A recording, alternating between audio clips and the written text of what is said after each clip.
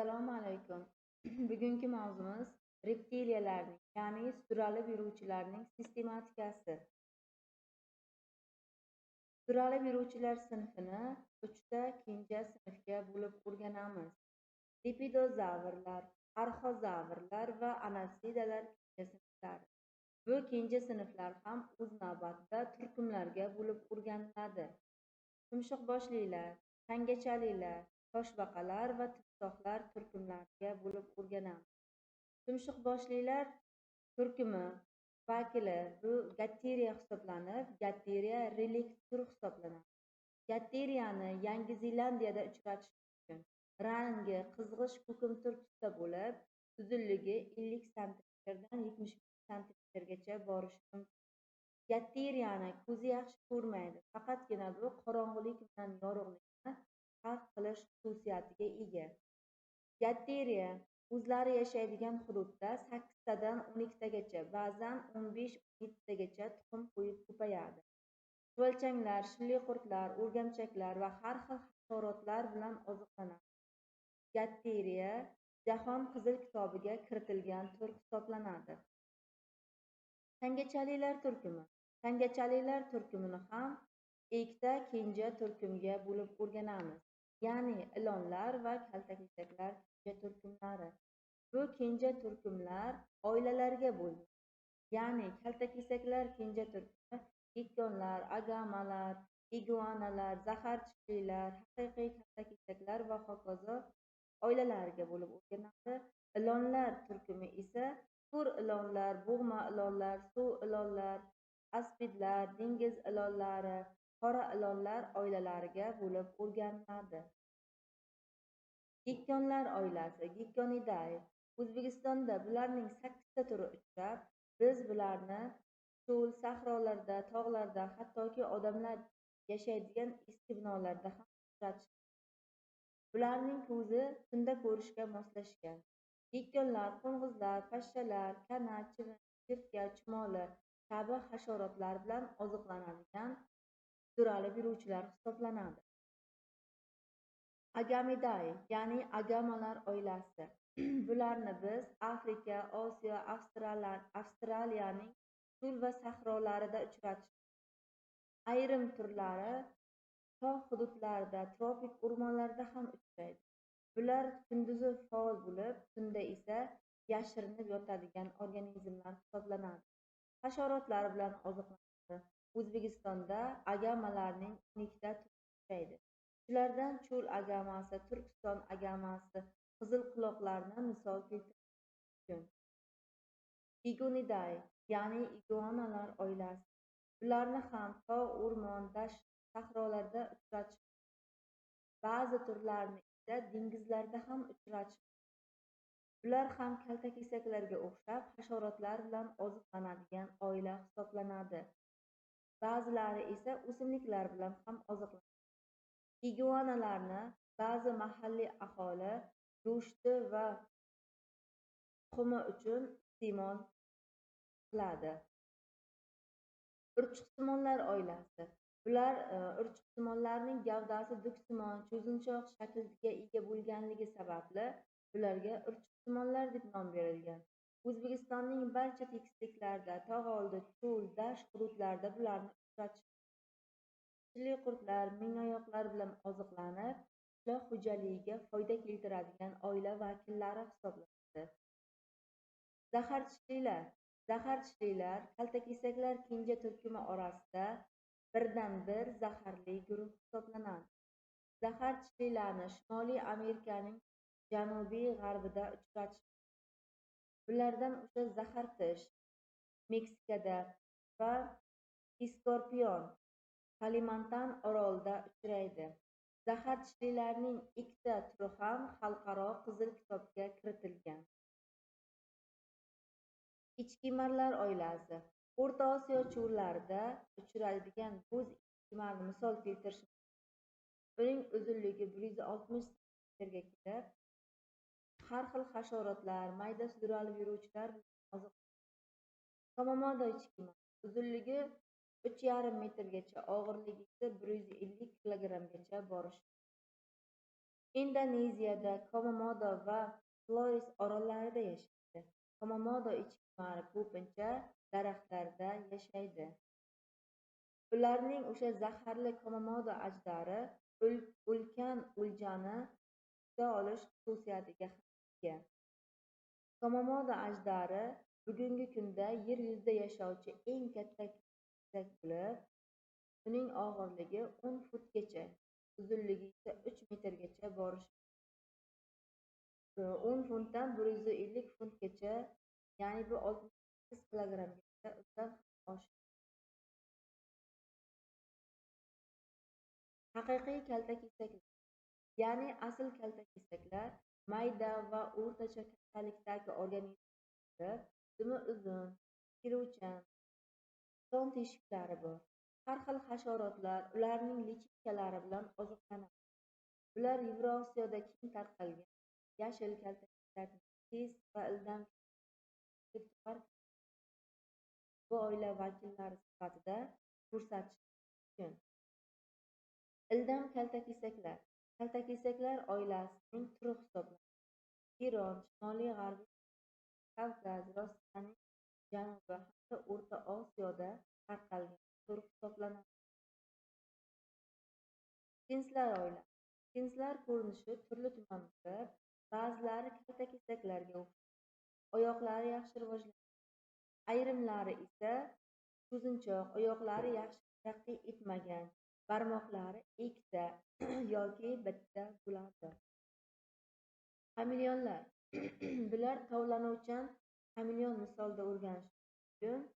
Janubiy Osiyoda tarqalgan, daraxtda yashovchi, sudralib yuruvchi, sharoitga qarab rangini o'zgartira oladigan kaltakesaksimon jonivor hisoblanadi. Ilonlar kenja turkumi.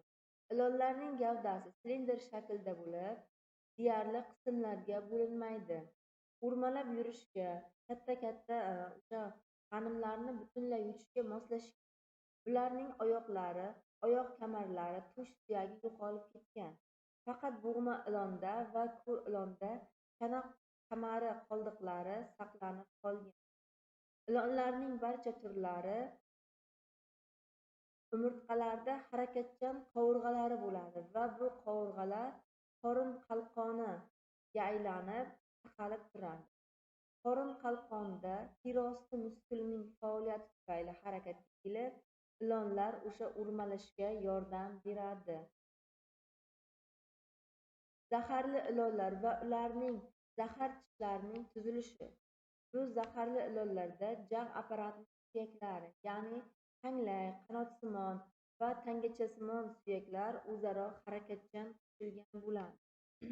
Shu sababli ilonlar o'z o'ljasini butunligicha yutishi mumkin. O'zbekistonda 6 oilaga kiruvchi 21 tur ilonni uchratishimiz mumkin.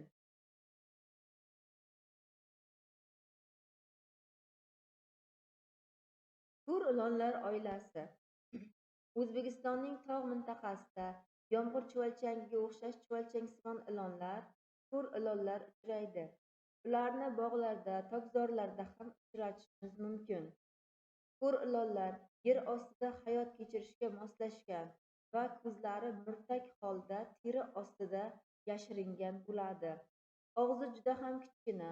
Ular boshida ilonlarga o'xshash og'zini katta ocholmaydi, boshqa ilonlarga o'xshab, va chaqmaydi. Faqat tilini chiqarib yalaydi. Ko'r ilonlar ham boshqa ilonlar singari tuxum qo'yib ko'payish xususiyatiga ega. Bug'ma ilonlar. Bug'ma ilonlar gavdasini halqa qilib o'ljani o'rab olib bo'g'ib o'ldiradi. Shu sababli ham ularga shunday nom berilgan. Bug'ma ilonlarning og'zida 6 qator joylashgan 100 tagacha tishlari bor. Zahar tishlari yo'q. Ular ozuqani yutgandan keyin ovqat hazm qilgunicha 4-5 kun juda bo'shashib, siflashadi. Tuxumga ko'milib qoladi. Bug'ma ilonlar ochlikka juda chidamli, ayrimlari 570 kungacha, hattoki 3 yilgacha ham ochlikka chiday olish xususiyatiga ega bo'ladi. Bu ilonlarning murtak holdagi orqa oyoqlari va rudiment holdagi chanoq kamari saqlangan. Suv ilonlar oilasi O'zbekistonning barcha suv havzalarida uchraydi. Oddiy suv iloni bog', poliz, odamlar yashaydigan yaqin joylarda ham uchratish mumkin. Ularning uzunligi 1,5 metrgacha borib, boshining ikki yonida bittadan oq yoki havorang qollari bo'ladi. Bu ilonlar baliqchilik xo'jaligiga birmuncha zarar keltiradigan oila hisoblanadi. Aspidlar O'zbekistonning jumladan Bobotog', Hisor, Nurota-tog' tizmalari, tog'oldi hududlari, Qarshi dashtlarida uchraydi. Ya'ni shu hududlarda uchrovchi O'rta Osiyo kapcha ilonini misol keltirishimiz mumkin. Uning uzunligi 1,8–2,2 metrgacha borib, bahorda, kunduzi, yoz va kuz oylarida ertalab, kechqurun faol harakat qiladi. Biror xavf tug'ilganda bu ilon tanasini oldingi qismini yuqoriga ko'tarib shishiradi va bo'ynini yassi holatga keltirib vishillagan ovoz chiqaradi. Boshini tebrata boshlaydi. Kapcha ilonning zahar tishlarining kattaligi bilan boshqa ilonlardan farq qiladi. Kapcha ilon noyob tur sifatida O'zbekiston Respublikasining Qizil kitobiga kiritilgan. Dengiz ilonlari Dengiz ilonlari suv ostida uzoq tura oladi. Og'iz bo'shlig'idagi kapillyar qon tomirlari bilan qoplangan. Po'stlog'i orqali esa kislorod oladi.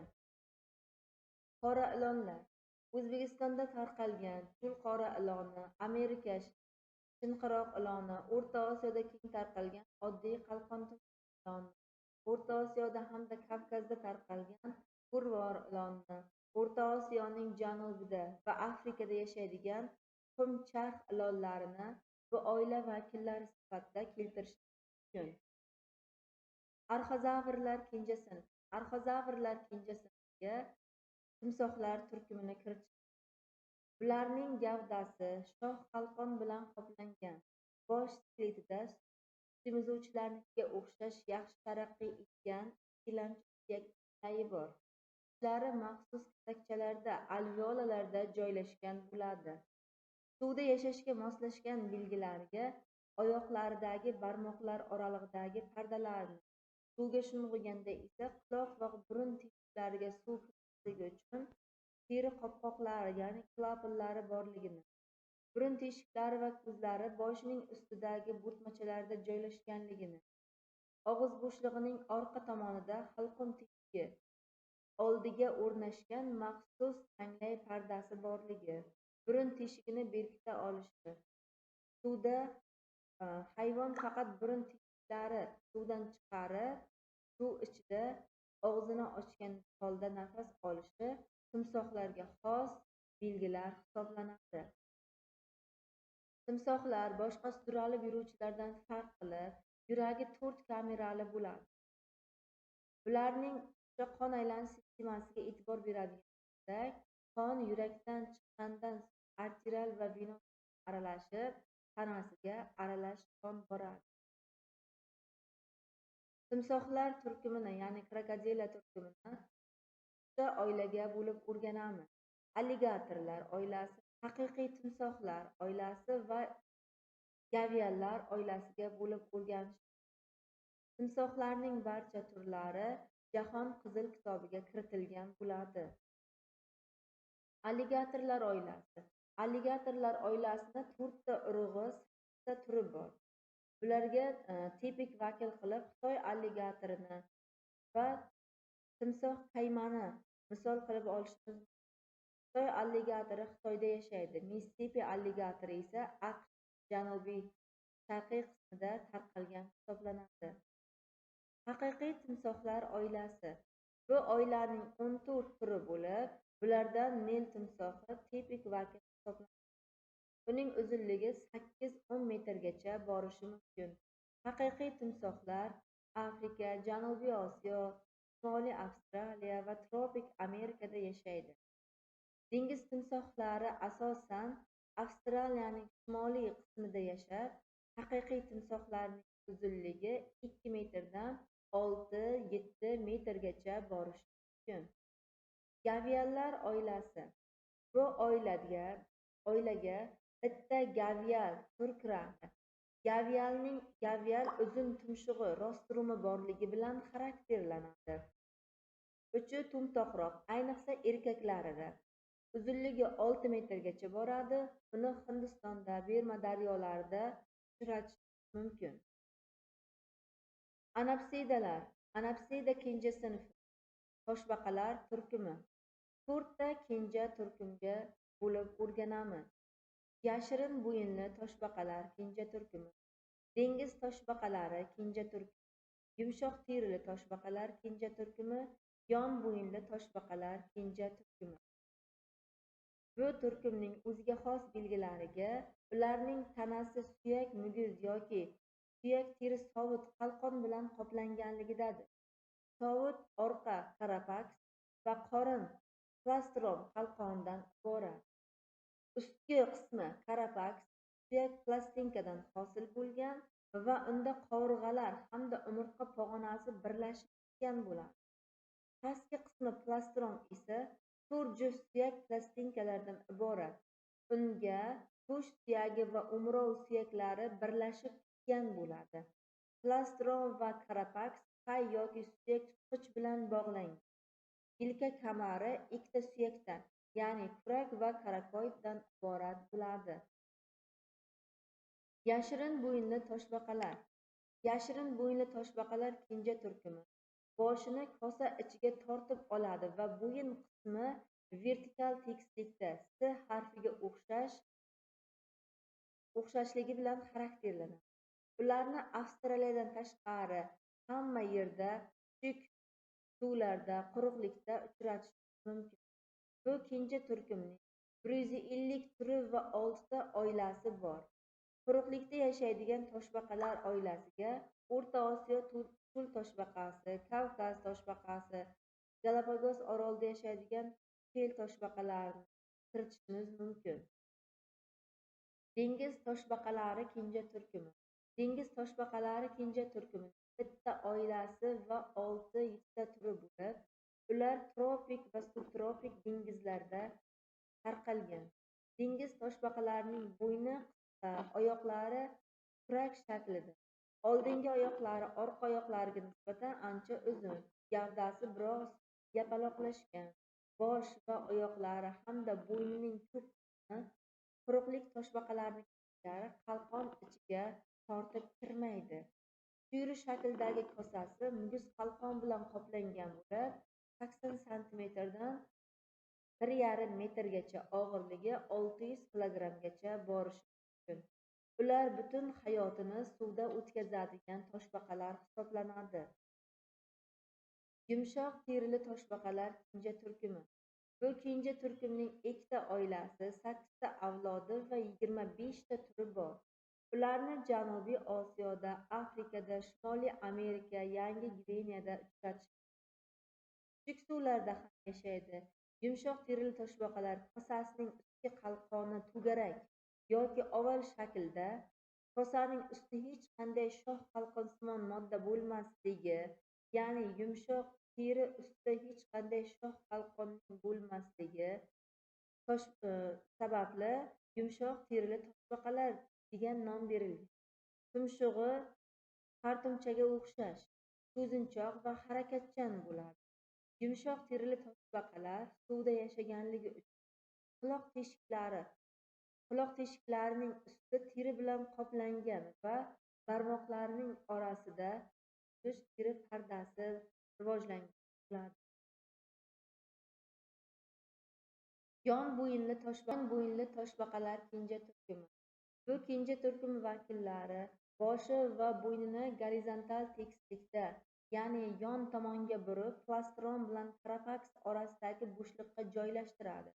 Ularni janubiy yarim sharlarda uchratishimiz mumkin. Ikkita oilasi, 50 turi bor. Asosiy vakillariga tartaruga, matamata, Argentina ilonbosh toshbaqasi va boshqalarni misol keltirish. Arro toshbaqasi ancha yirik bo'lib, qalqonining uzunligi 80 santimetrgacha boradi. Ularning go'shti, tuxumi, yog'i ovqatga ishlatiladi. sovutidan ham foydalanish mumkin. MDH mamlakatlarida yon bo'yinli toshbaqalarni uchratmaymiz. E'tiboringiz uchun katta rahmat.